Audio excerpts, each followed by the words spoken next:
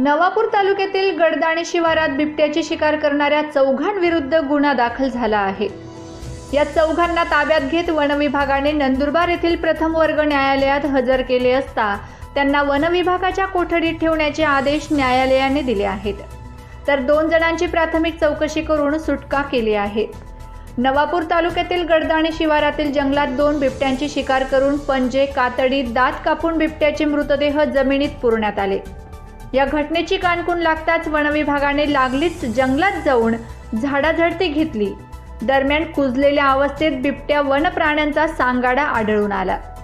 सदर बिबट्याचे 4ही पाय कापलेले, खालचा जबडा तोडलेला तसेच अर्धवट कातडी काढलेली आढळून आली।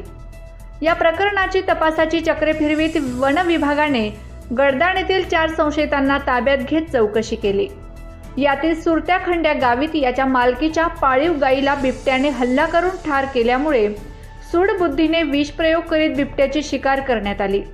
दोन्ही बिबट्यांच्या मृत्यू प्रकरणी वन विभागाने सुरत्या खंड्या गावित, रणजित मोत्या गावित, विजय नानजी गावित, अशोक धीरजी गावित या 4 संशयितांना ताब्यात घेऊन बिबट्याचे दात, पंजे, कातडी हस्तगत करण्यात आले आहे।